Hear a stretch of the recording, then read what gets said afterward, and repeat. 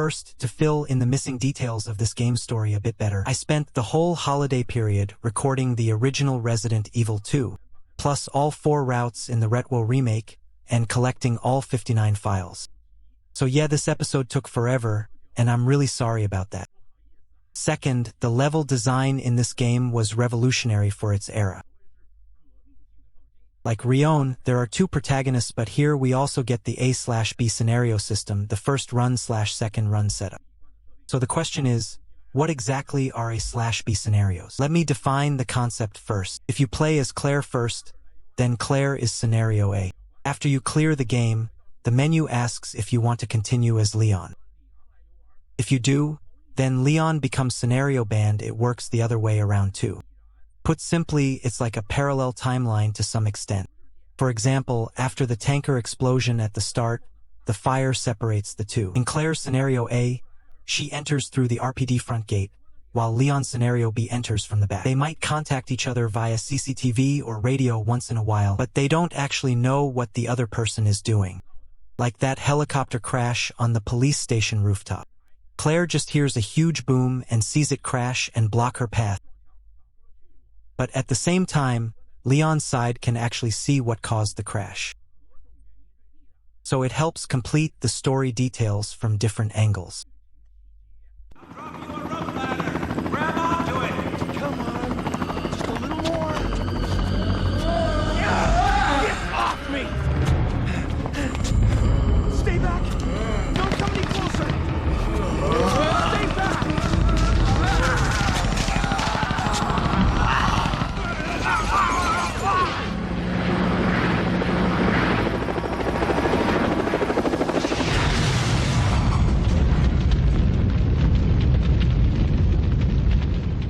Also, actions in one scenario can affect the other. For instance, if Claire takes the cable car to the nest mid-game, then Leon can't just ride it immediately. He has to call the car back first and then use it. That's the idea. Okay, now for the timeline. Resident Evil 0 and Resident Evil 1 both happen in July 1998. Resident Evil 2 happens in September 1998. Between those events, the following things take place. First, the truth Chris and the others brought back from the mansion incident gets buried by Umbrella executives and Raccoon City officials swept under the rug. The key person behind that cover-up is the RPD chief at the time, Brian. He has a bizarre collection obsession and is great at polishing his image. To outsiders, he looks like a warm-hearted chief who helps citizens. But behind the scenes, he takes bribes from Umbrella and William Birkin. With that money, he buys all kinds of grotesque collectibles to satisfy his twisted tastes. Meanwhile, after getting nowhere with repeated reports and appeals, Chris decides to go to Umbrella's European HQ to investigate. But he doesn't tell his younger sister Claire, who's still in college. So after not hearing from him for a long time, Claire rides into Raccoon City alone to look for her brother, and casually clears out a bunch of zombies along the way. Quick reminder here. You might wonder why a college girl can handle guns, explosives, and martial arts like a pro. That's because their parents died when they were young, and the two of them relied on each other to survive from then on. Plus, Claire learned tons of survival skills under Chris' guidance as a STARS combat elite. So her going solo into a nightmare zone isn't as random as it looks. Second, I mentioned the second Wesker before Wesker himself aside. William proposes the G-Virus research project and gets Umbrella's approval. He transfers to another underground lab beneath Raccoon City and keeps working. 1 or 2 months before Retwo begins, the G-Virus research is nearly complete. After pouring his life into it, William knows Umbrella will come to seize the G-Virus, so he becomes paranoid and extremely worried about his safety. With no better option, he decides to defect to the US military. He refuses Umbrella's demand to share the G-Virus. Given that, Umbrella already prepared dispatches. Its Rapid Security Response Unit, the Umbrella Security Service, USS. They go to the underground lab to capture William and take back the G-Virus. The USS sends in its Alpha team. The squad leader is the famous Grim Reaper of the series, Hunk. Why is he called the Grim Reaper? Because after he finished training, he took on countless brutal missions. And every time a full squad went out, only he came back alive. That reputation came from that pattern. His real age and background are basically impossible to confirm, and his face is almost never shown. But I noticed something after clearing Umbrella Chronicles. In one brief cut, you can actually catch a glimpse of his face. Yet there's a frame where you can see the legend's face.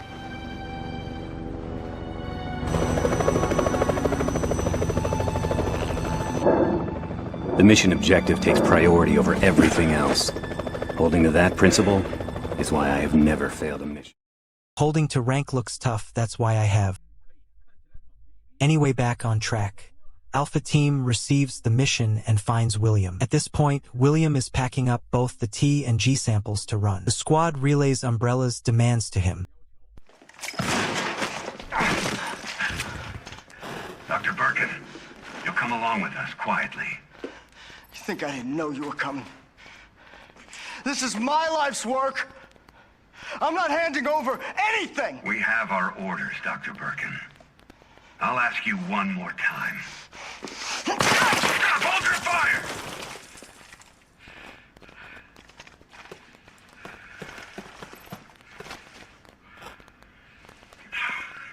What the fuck were you thinking? Our orders were to bring him in alive.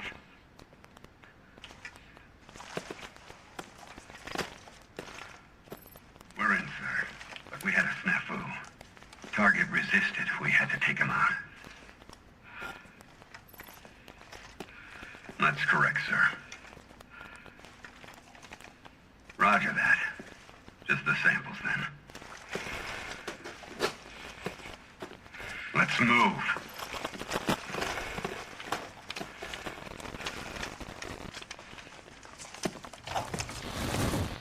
After injecting the G-Virus, William revives on the spot and immediately chases Hunk's team.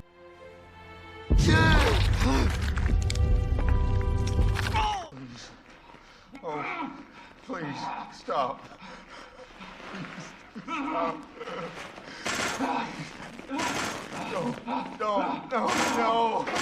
Over here, you freak! Don't hurt him. That's also one of the key reasons the Raccoon City outbreak erupts later. Hunk, always with a backup plan, narrowly escapes William's G-mutated claws. He sneaks back in, grabs another vial of the G-Virus, and slips out, then calls for extraction. Once again, the only survivor. One important note. The original and the remake handle William's death differently. William's injury cause is not the same between versions. In the original, he bumps something by accident, the other side thinks he's drawing on them, and he gets shot down. In the remake, he pulls a gun to resist and gets shot down that way. That change does a few things. It makes William look more decisive, and it also makes the USS look less incompetent. Third, the main boss of this game is William after he revives with the G-Virus. And he's also a family man. His wife is Annette Birkin.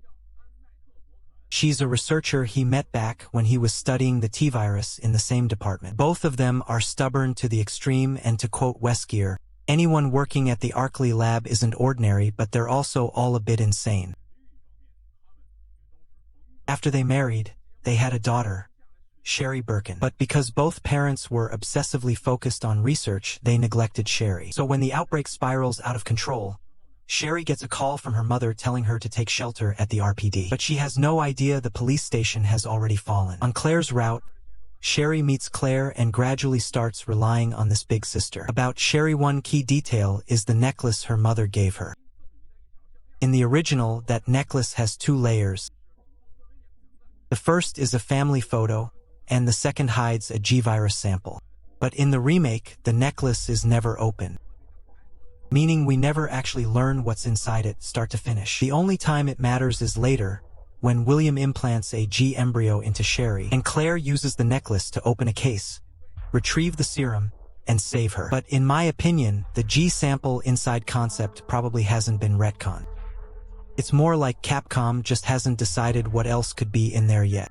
Fourth, let's talk about the G-Virus itself. Compared to the T-Virus, the G-Virus has very low transmissibility. Most of the time it spreads through direct injection or forced implantation of a G embryo by a mutated host. And unlike the T-Virusist for controlled BOW development, G causes uncontrolled mutation once it infects a host, meaning it might develop in a better direction or a much worse one. So after infection, the mutant evolves step by step. William goes through 5 forms from his first appearance to his final defeat per Capcom setup. The G-Virus can mutate endlessly, but because it gets wiped out so quickly after debut, the only G-infected character with real combat capability in the series is basically William. As for what infinite evolution could look like, there aren't enough examples, so we'll stop here. Also, the mutant constantly seeks a suitable host to propagate. If the target's DNA differs too much from the mutant's, implanting a G embryo triggers rejection. And the result is nasty. The embryo tears out like an alien larva and escapes through the host's abdomen. So biologically, the best targets for G propagation are the mutant's own children. That's why Sherry Williams' daughter is the perfect candidate in the game. 5th. Weskerno, working with an anti-umbrella organization, teams up with the spy Ada Wong and sends her to Raccoon City to steal the G-Virus under the pretense of looking for her plastic lover, John. Okay, this wraps up the pre-game setup. Quick note. The Retwo remake adjusted the original story and gameplay in places to be more beginner-friendly, but the overall direction remains the same. So for these differences, it'll mainly use the remake as the core, and use the original as supplemental detail. And because some remake scenes are too gory, they'll try to avoid the bloodiest parts, or substitute original footage instead. Also, about the A/B scenario question, they'll follow the official default perspective. Claire as Scenario A, Leon as Scenario B. The game begins. Due to the virus leak, Raccoon City has completely fallen. Unaware of anything, Claire and Leon meet at a gas station. After introducing themselves and realizing they're headed to the same destination, they team up and drive straight toward the Raccoon City Police Department downtown. Meanwhile, a tanker driver unsurprisingly gets bitten and infected. Once inside the city, his condition worsens, he loses consciousness, and he slams into Claire and Leon's car. What the?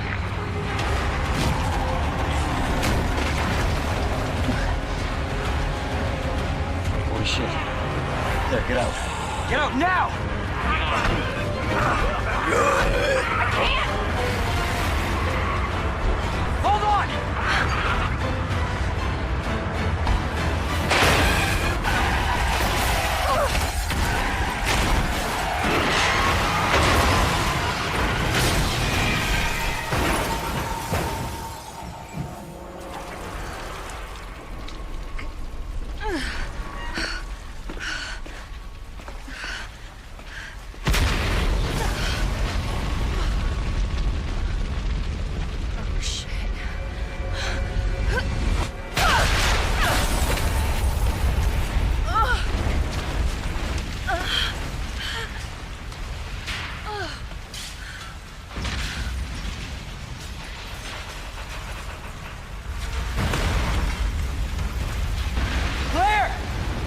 Claire, you okay? Here, they officially split up. Claire enters via the front gate. Leon enters via the back. During their search, they meet different NPCs too. Claire's route mainly involves Sherry Birkin and the police chief. Leon's route involves Ada Wong and the reporter Ben. And their motivations for leaving the station are different as well. First, Claire finds Chris' desk inside the RPD and learns that Chris went on vacation to Europe weeks ago. After learning her brother is still alive, she runs into Sherry. Claire tries to take Sherry somewhere safe, but when they reach the underground parking area, the chief shows up, points a gun at Claire, and kidnaps Sherry. Claire finds a way out of the parking area and exits through the garage gate, then heads to a nearby orphanage and finds Sherry there. She also witnesses the chief after being implanted with a G embryo die from violent rejection. From the orphanage, she takes an elevator down into Raccoon City's underground sewer system and the lab. Along the way, Sherry is implanted with a G embryo by William in a rampage. So under Annette's guidance, Claire rides the cable car to Umbrella's nest to search for the G-Virus serum. After fending off G-mutated William, Annette, badly wounded, injects Sherry with the serum and passes away. Then Claire and Sherry find the train inside the nest and blast out through the tunnel. On Leon's side, he arrives at the RPD and finds it totally wrecked. Like first day on the job, and it's already a horror movie? He also escapes via the underground parking entrance where he meets Ada Wong. Ada hides her spy identity and claims she's an FBI agent. on a secret mission to the nest to seize the G-Virus and save all mankind. Leon, already catching feelings, believes her story without hesitation. They team up and enter the sewers and underground lab through a sewer junction. Later, Annette patrolling the lab sees through Ada's identity. Leon takes a bullet for Ada and collapses unconscious. You then control Ada and fight Annette for a bit, but Ada loses.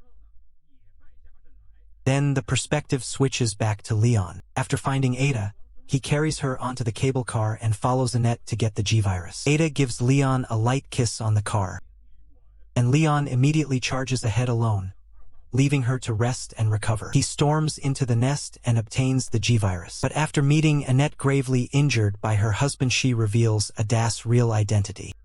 Leon starts to doubt Ada. When it's time to hand over the G-sample, Ada admits she's a spy under pressure. Why couldn't you just hand over the sample? Because I realized, as much as I wanted to trust you, I didn't. I really hoped it wouldn't end up like this. So that's all this was. I was just some pawn to you, Look, I'm just doing my job. and I'm doing mine, so drop that damn gun! I'm taking you in. Hand over the sample, Leon. I don't want to hurt you.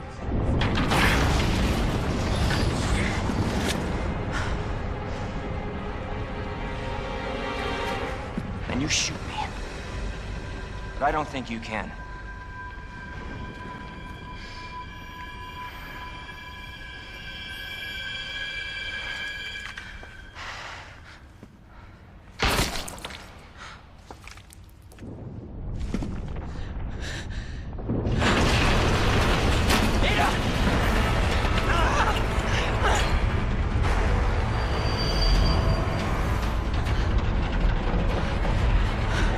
No one gets that sample now.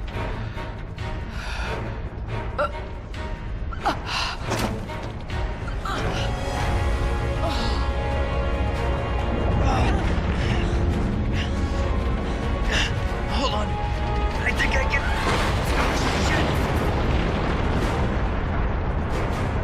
Forget it.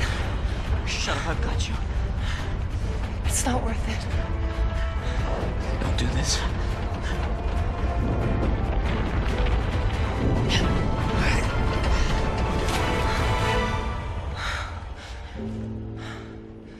Take care of yourself, Leon.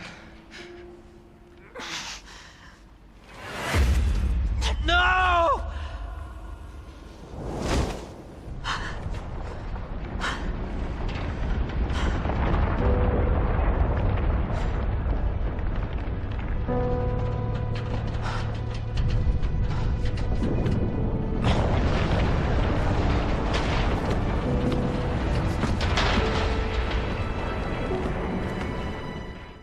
At the critical moment, Leon spots the train Claire started in Scenario A and jumps aboard. Claire, Leon, and Sherry finally reunite. In Scenario A, once Leon boards, the screen cuts to black, and the game basically ends there. But in Scenario B, after Leon boards, the game continues. The final enemy, the true final bosses, William, evolved into G5. At that point, he barely even looks human anymore. Normally, you'd finish him fast with the upgraded Desert Eagle and a rocket launcher. Okay, this is basically the main story. As usual, to help you sort it out, they'll quickly draw the route each protagonist takes. Red arrows for Claire, blue arrows for Leon.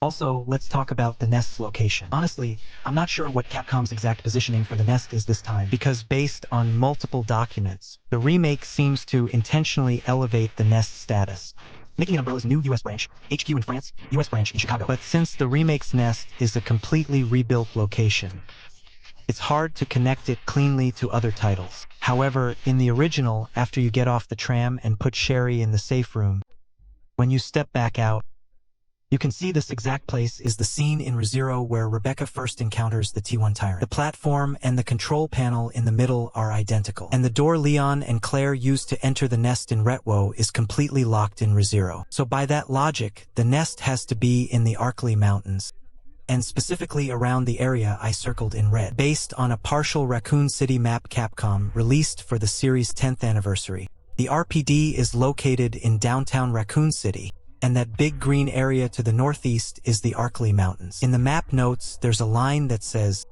surrounding the Arkley Mountains is the Marble River. But on the actual map, I can't find any marking for a Marble River at all. And even though Capcom lists Marble River in the legend, they conveniently never assign it a number on the map. So we have no clue how big the Arkley region really is, or how long the Marble River is, or where it loops. The only thing we can say is, in Retwo, Claire and Leon take the underground tram across Raccoon City plus at least half of the Arkley area to reach the nest. Man, Umbrella is filthy rich.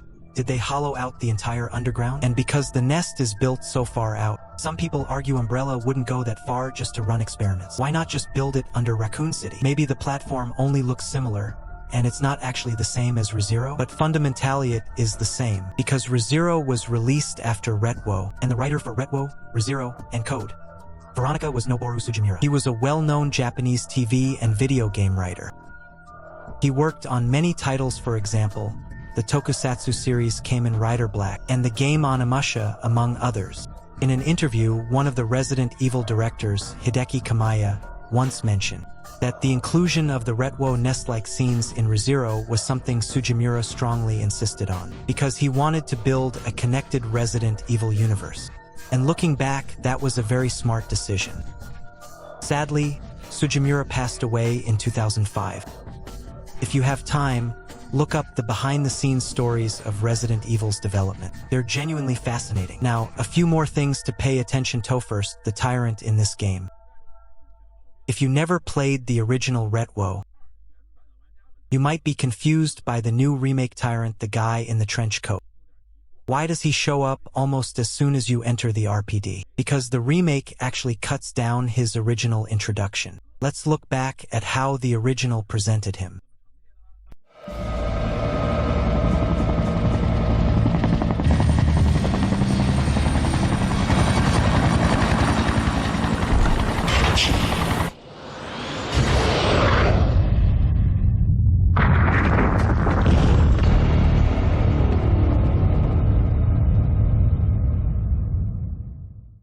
In Umbrella's database, this tyrant is classified as the T-103 model. Compared to the tyrants in the previous two games, this one wears clothes. And don't underestimate that outfit if you watched my earlier episodes, you know.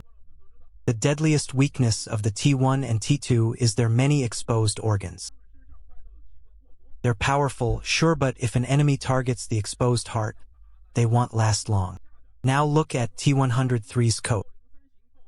That military trench coat made from special materials protects those exposed organs extremely well. It even has bulletproof and impact-resistant properties. So in the early game, fire and basic attacks don't do much. Also, T-103 isn't exactly a genius compared to earlier models, so the coat also helps restrain him a bit.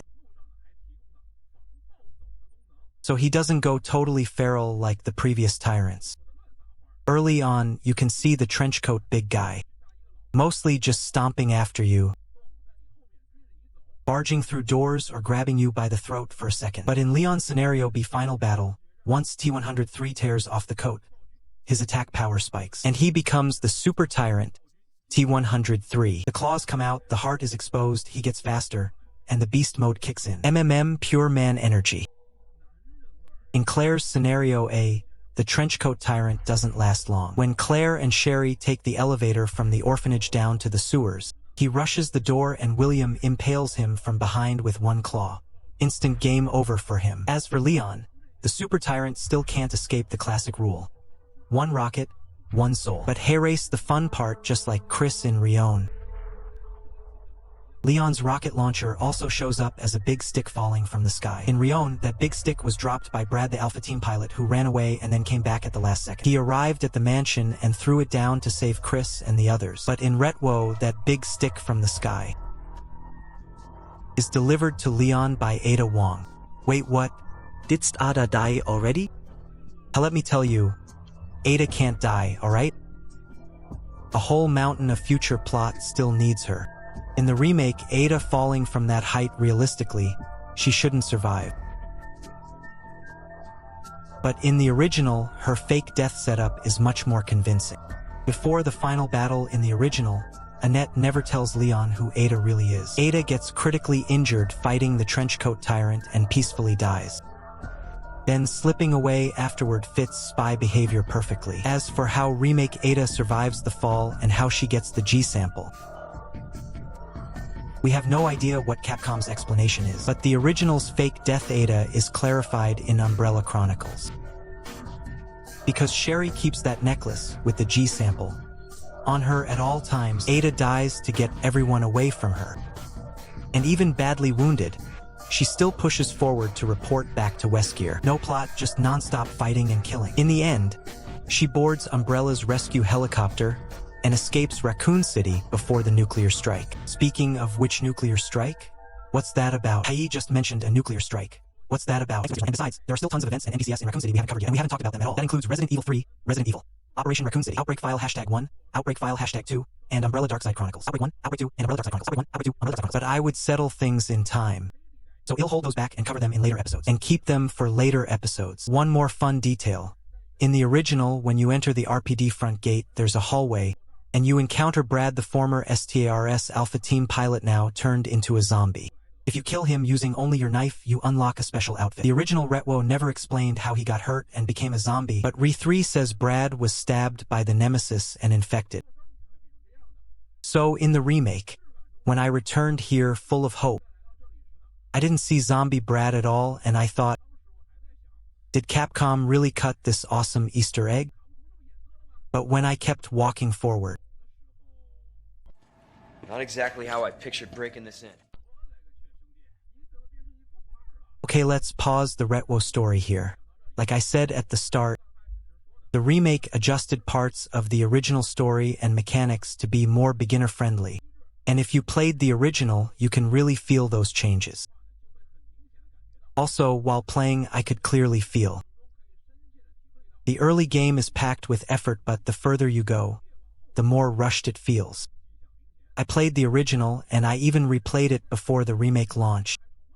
But the remake story still wraps up so fast that it ends before you fully process it.